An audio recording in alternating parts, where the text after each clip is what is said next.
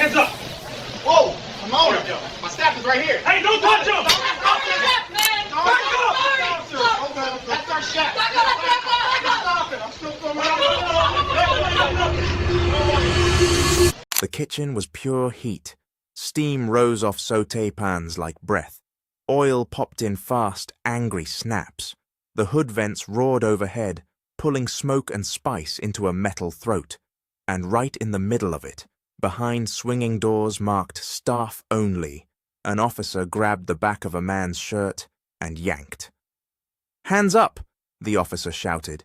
Damien Cole's palms lifted instinctively, fingers spread, because even in his own kitchen, he recognized the voice that didn't want explanations. "I'm the owner," Damien said, straining to keep his footing on the slick tile. "I'm the owner. My staff is right here." The officer didn't pause. He didn't verify. He didn't look at the embroidered name on Damien's chef coat. He tightened his grip and pulled again. Damien stumbled forward into a stainless prep table. Metal rattled. A cutting board slid. A line cook screamed. "Don't touch him!" someone yelled. The officer barked back, louder. "Back up!" Damien's shoulder hit steel. Pain shot through his arm. And in that instant, while the restaurant's security cameras watched from the corners, while a customer's phone recorded through a crack in the kitchen door, the city of Riverton was walking straight into a $2.5 million verdict. Not because a kitchen got loud, because a man got treated like he didn't belong in the place he built, because an officer chose certainty over verification, and because a jury, months later, would see the footage and ask a question every institution hates. If he was the owner, why did you drag him? Rewind, not to the lawsuit, not to the headlines. To the first time Damien Cole learned that a dream can be a target. Damien didn't come from money, he came from kitchens, from the back-of-house world where your value is measured by what you can do with your hands, when the ticket printer starts screaming. He grew up on the east side, where his mom worked double shifts, and his uncle ran a small catering business out of a church basement. Damien learned early that food was more than food. Food was memory. Food was dignity. Food was a way to make people feel safe for a moment. At 16, he started washing dishes at a neighborhood diner. He moved up fast, not because anyone gave him a chance, but because he earned it in the only way kitchens respect: consistency, speed, staying calm when the room gets hot. He learned knife work. He learned timing. He learned how to take criticism that felt personal and turn it into better plates. By 24, he was running a line. By 32, he had a plan, not a fantasy. A plan: save money, build credit, find a space, open a place that didn't apologize for flavor. He called it the Copper Spoon. A small restaurant with a narrow dining room, brick walls, and a kitchen big enough to run real service. The menu was soulful and modern: smoked chicken, peppery greens, cornbread with honey butter, shrimp with citrus heat, the kind of food that made people close their eyes on the first bite, the kind of food that didn't ask permission. When Damien signed the lease, he walked through the empty space alone. No tables, no music, just dust, echoes, and the smell of old paint. He stood in the middle of the future and whispered, "We're doing this." The first year nearly broke him. Permits, inspections, equipment that arrived late, a refrigerator that failed during a summer heat wave, a payroll week where he paid his staff before he paid himself. But the restaurant survived, and then it started to thrive. Word got out, reviews came in, Friday nights filled, people waited for tables. Damien's staff became a family. Jasmine the sous chef who ran the pass like a conductor, Luis the dishwasher who knew everyone's drink order, Marcy the server who could calm down the angriest customer without breaking a sweat. The Copper Spoon wasn't just a business, it was a space where Damien's story finally had walls. Then the neighborhood changed, not overnight, then suddenly. New condos, boutique gyms, a coffee shop where a latte cost more than Damien's first hourly wage. The city called it revitalization. Some residents called it progress. Damien called it a different kind of pressure. Because when a neighborhood becomes hot, everyone starts calculating who belongs, and the people who were always there become inconvenient. At first, it was subtle. Noise complaints on nights when the restaurant wasn't even playing music. Parking complaints about customers who used street spots. A new neighborhood association email list that suddenly discussed maintaining the character of the district. Then it got sharper. The building's owner, an investment group with an office in another state, sent Damien a letter about lease compliance. They claimed his back door was propped open too long. They claimed his trash bins were visible. They claimed his delivery schedule was disruptive. Damien fixed what he could, added a trash enclosure, adjusted deliveries, installed a camera near the alley. He didn't want a fight, he wanted to cook, but the feeling stayed, like someone was building a file. A month before the incident, Damien had a run-in with a new city inspector. Not dramatic, just irritating. The inspector questioned his permits, asked for documents Damien had already submitted, hinted that some places don't follow the rules. Damien kept his voice polite and produced everything. The inspector left without a citation, but as he walked out, he said something that stuck. "Busy place," he murmured. "Must be nice." Nice, as if Damien didn't earn every plate, as if success was suspicious. Damien didn't respond. He went back to the line, because he'd learned a hard truth. When you're black and doing well, people don't always celebrate. Sometimes they investigate. Now return to the night everything snapped. It was a Friday, not a quiet Friday. One of those Fridays where the dining room feels like a living thing. People talking over each other, glasses clinking, the smell of garlic and seared meat leaking into the front like a promise. Damien was on the line, not because he didn't trust his staff, because Friday nights are sacred. He wanted the plates perfect. He wanted the rhythm tight. At 9:30, the restaurant was still full. At 10:15, the last seating came in. At 10:47, the ticket printer finally went quiet. The dining room started emptying. The kitchen shifted to close. Wipe, wrap, label, clean. The invisible work that keeps a restaurant alive. Damien stepped into the small office behind the kitchen to count receipts and check payroll for the next week. He had the safe open, a stack of bills, a clipboard, a pen, normal end-of-night stuff. Then the back door sensor chirped, not a siren, a DC toy. Little beep, a reminder that the door opened. Jasmine called, "Delivery?" Luis answered, "No, we're done." Damien frowned. He walked out of the office and toward the alley door. The door wasn't open, it was closed, but the latch looked slightly misaligned, like it had been tugged. Damien's stomach tightened. He walked over and checked it. Secure. He chalked it up to a sensor glitch. He didn't know that at 10:51 p.m., a call had been placed to police dispatch, not from the restaurant, from the building's property manager. The call claimed the restaurant's back door had been forced. They claimed they saw a man inside. They claimed it might be a burglary. Dispatch wrote it down. Possible break-in, business alarm, suspect, male. And in the soft language of dispatch notes, Damien's fate was already being shaped.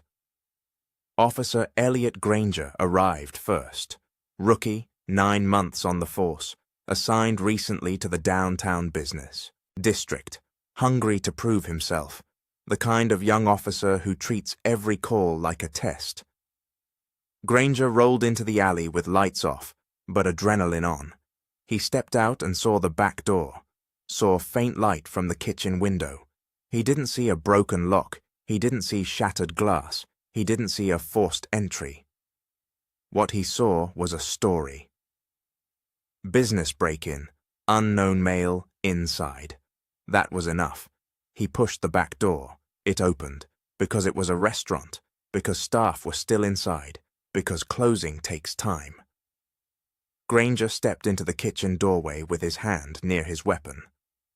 "Police!" he shouted. The kitchen froze. Jasmine turned, towel in hand. Louis stopped mid-sweep. Damien stepped forward, palms open. "Officer," Damien said, "we're closed. We're cleaning. I'm the owner. What's going on?" Granger didn't answer. He swung his flashlight across the kitchen like he was searching for hidden suspects. Then, he looked at Damien, not at the apron, not at the chef coat, at Damien. "Where's the manager?" Granger demanded.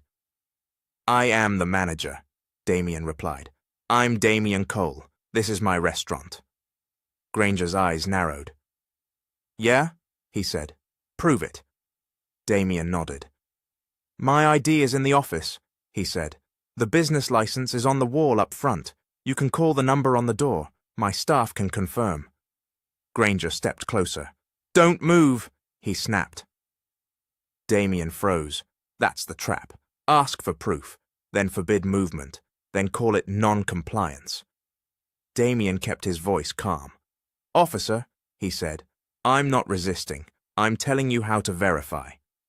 Granger's jaw tightened. "Stop talking," he barked. "Stop talking. In your own kitchen, in your own business." That's when Jasmine stepped forward. "Officer," she said, voice steady. "That's Chef Cole. He owns this place." Granger snapped his head toward her. "Ma'am, back up," he ordered. Jasmine didn't flinch. "This is a restaurant," she replied. "We're closing." Granger's eyes flashed. Now the situation wasn't about burglary. It was about control, because control doesn't like being questioned. Damien tried one more time. He pointed toward the front. "The license is framed by the host stand," he said. "The office is right there. Let me grab my ID and we can clear this up." Granger's hand went to his cuffs. "No," he said, cold. "Turn around." Damien stared. "Turn around?" he repeated. "For what?" "Obstruction," Granger said. Damien's mouth opened. "Obstruction?" Granger stepped closer. "You're interfering with my investigation," he said. "Investigation? Into what? A kitchen with staff? A business with lights on? A man telling you exactly who he is?" Damien felt the heat rise in his chest. He pushed it down. Because he could feel the danger. He could feel the moment where a wrong tone becomes an excuse. "Officer," Damien said, voice controlled, "I'm not interfering. I'm trying to help you verify. You are in my kitchen." That sentence landed like a challenge, and in Granger's face, the cameras caught the shift. Not confusion, resentment. The resentment of being told he was out of place. "Hands behind your back," Granger ordered. Damien didn't move. Not defiance. Shock. "You can't be serious," he said. Granger grabbed his arm. Damien reflexively pulled back. Small, instinctive. Not a swing, not a shove, a flinch. Granger treated it like assault. "Stop resisting," he shouted, and then he did it. He yanked, hard. Damien stumbled forward into the prep table. That's the moment from the cold open. That's the moment that would later play in court. That's the moment the jury would watch in silence. A chef coat, a clean kitchen, a man being dragged, and an officer, yelling, resisting, because the man didn't move exactly the way the officer wanted. Jasmine screamed. Louis stepped forward. Marcy, in the doorway to the dining room, yelled, "Stop! That's the owner!" Granger shouted back, "Back up!" He shoved Damien again. Damien's shoulder hit steel. Pain sparked. Damien's face tightened. He didn't swing. He didn't curse. He said the only thing he could think of. "You're hurting me," he said. Granger snapped. "Then comply." Comply. Like that word fixes everything. Like compliance is the same as truth. Backup arrived. Officer Megan Schulz. Older, more experienced. She stepped into the kitchen and froze. Because the scene didn't match the call. This wasn't a burglar. This wasn't a smashed door. This was a functioning restaurant closing down. Schultz's eyes flicked to Damien's chef coat, then to the staff. then to Granger's grip. "What's going on?" Schulz demanded. Granger spoke fast. "Alarm call," he said. "Male refused commands, obstructing." Damien's voice came out strained but clear. "I'm the owner," he said. "He refused to verify. He grabbed me." Schulz looked at Granger. "Did you check the license?" she asked. Granger hesitated. Schultz's face tightened. "Did you ask a staff member?" she pressed. Granger bristled. "They could be involved," he said. "Involved in a burglary, in their own workplace, at closing time." Schulz exhaled, sharp. "Run the business name," she said. "Call dispatch. Verify ownership." Granger's jaw clenched. He didn't move, so Schulz did. She stepped to the dining room where the framed license was visible from 10 feet away. The copper spoon. Owner, Damien Cole. Printed, stamped, official. She returned to the kitchen and looked at Granger. "Let him go," she said. Granger's eyes flashed. "Not until I—" Schulz cut him off. "Now," she said.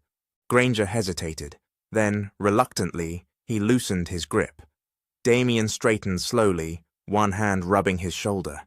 Schulz looked at Damien. "Sir," she said, voice quieter, "are you okay?" Damien didn't answer with emotion. He answered with precision. "I want a supervisor," he said, "and I want this documented." A supervisor arrived, Sergeant Victor Hale. He stepped into the kitchen and immediately read the room. Staff shaken, owner hurt, officer tense. Hale asked one question. "Why are we hands-on in a restaurant with staff present?" Granger tried to justify. "Non-compliance," he said. Hale looked at Damien. "Sir," he asked, "what happened?"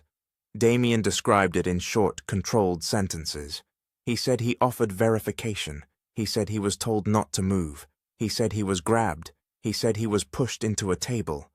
Hale looked at Schulz. She nodded. "License is on the wall," she said. "He's the owner." Hale's jaw tightened. He turned to Granger. "Step outside," he said.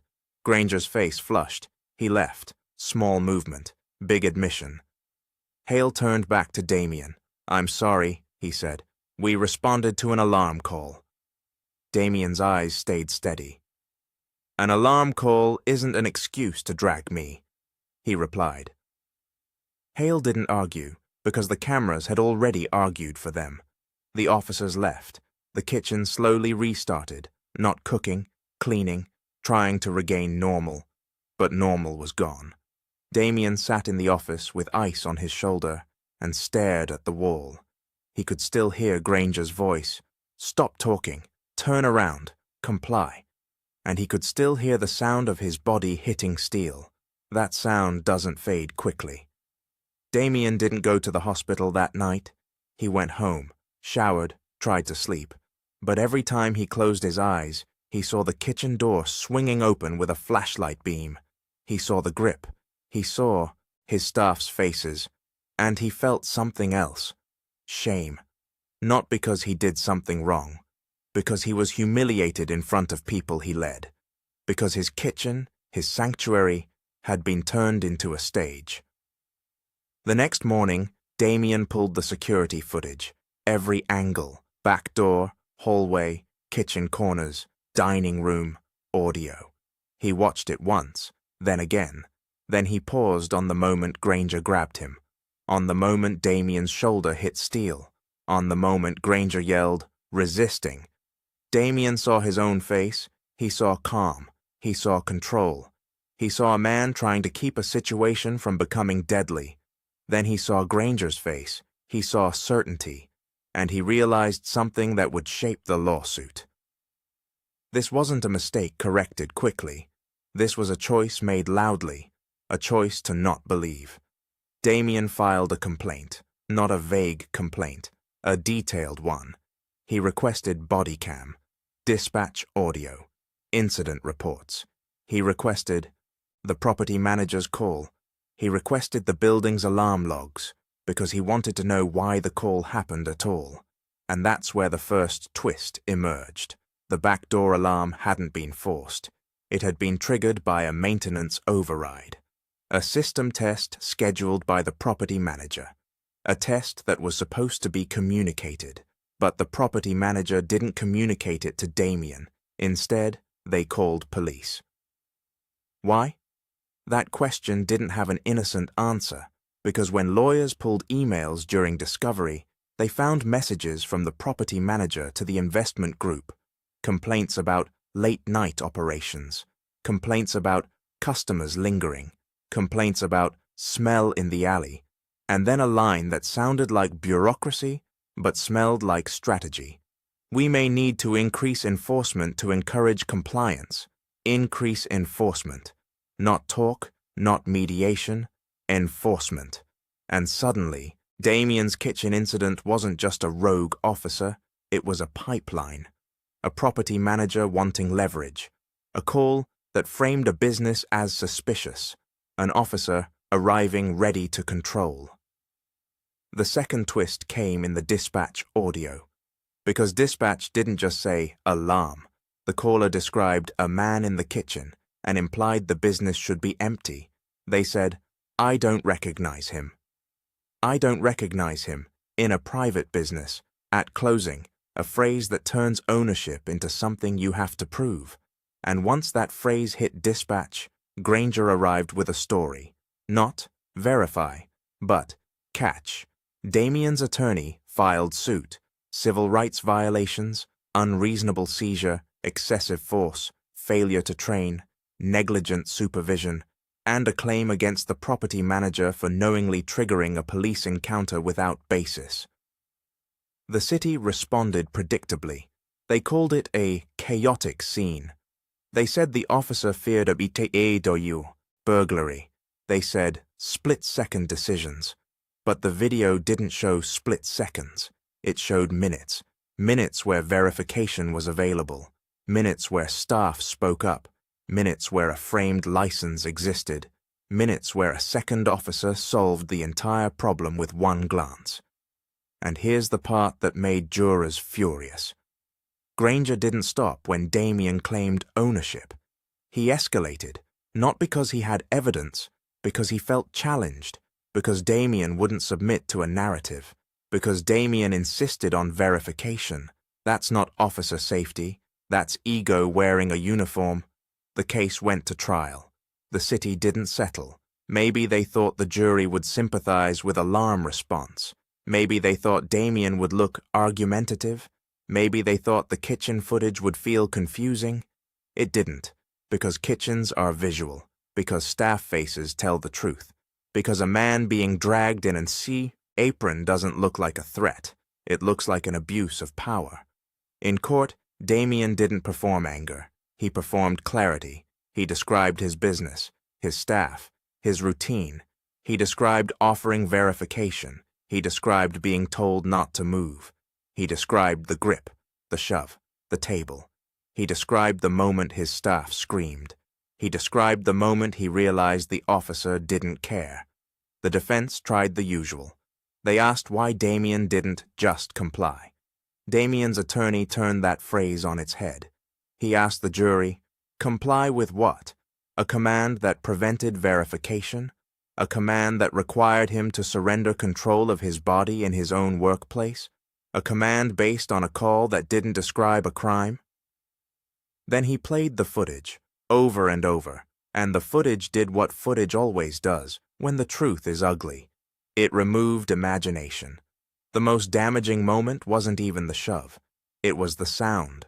Granger's voice yelling, "Stop resisting!" while Damien was pinned against steel, because jurors could see Damien's hands. Open, because jurors could see Damien's feet, trying to keep balance, because jurors could see that resisting was a label, not a fact. A label used to justify force. The property manager testified too. They tried to sound neutral. They said it was routine. They said it was policy. But then Damien's attorney put the internal email on a screen. Increase enforcement to encourage compliance.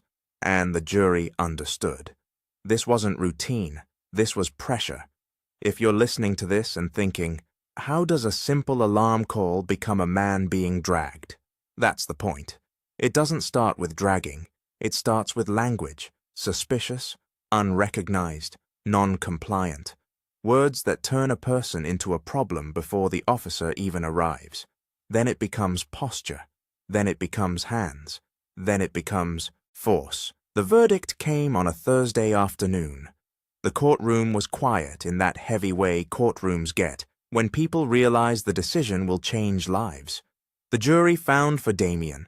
They found the force unreasonable. They found the detention unjustified. They found the city responsible.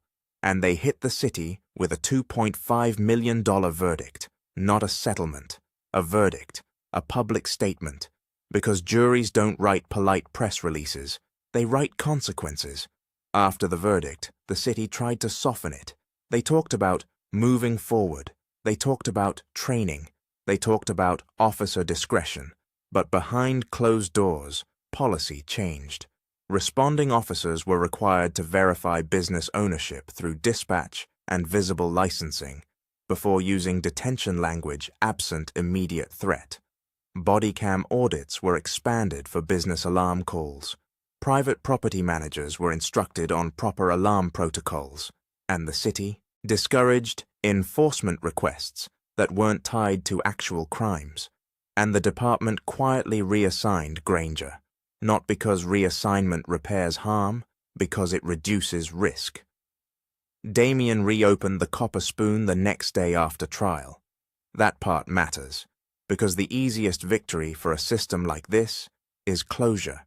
If the business dies, the story ends. Damien refused to let it. He showed up, he prepped, he cooked, but he didn't cook the same. Not because he lost skill, because he gained knowledge. He installed more cameras, he posted clearer signage, he trained staff on documentation, he kept his license framed in a brighter spot, not because he needed proof, because he knew proof gets ignored until it's on video. A month later, Marcy, the server, asked Damien quietly, "Do you still feel safe back there?" Damien paused. He looked at the kitchen doors, at the stainless prep table, at the spot where his shoulder hit metal. Then he answered, honestly. "I feel prepared," he said. Prepared, not because he expects violence, because he understands the system can misread him, and he understands he can't afford to be unrecorded. If you want the clean moral of this story, it's tempting to say it's about one bad officer, but the record shows something bigger. A property manager using police pressure. A dispatch narrative built from "I don't recognize him." A rookie officer eager to control. A kitchen turned into a scene. And a city choosing to fight until a jury forced it to learn. So here's a question worth sitting with. If Damien had been alone in that kitchen, no staff, no cameras, no witnesses, what would the report have said? What would the official story have been? And how often does that happen in places where there isn't a security system watching from the corner? Damien didn't win because he was loud. He won because he was documented, because his staff spoke up, because a second officer recognized the obvious, because email trails showed intent, and because a jury, when shown the footage, chose reality over excuses. The kitchen went back to being a kitchen. Steam, noise, laughter, the ticket printer screaming again on Fridays. But that night, when an officer dragged a black restaurant owner out of his own kitchen, didn't fade. It became a warning, a record, a $2.5 million reminder that verification is not optional, not in a traffic stop, not at a condo door, not in a courtroom, and not in a kitchen where a man has spent years building something that should have been unquestioned. Because when authority treats ownership like a lie, it doesn't just humiliate, it endangers. And in Riverton, a jury decided that danger deserved a consequence big enough for the city to finally listen.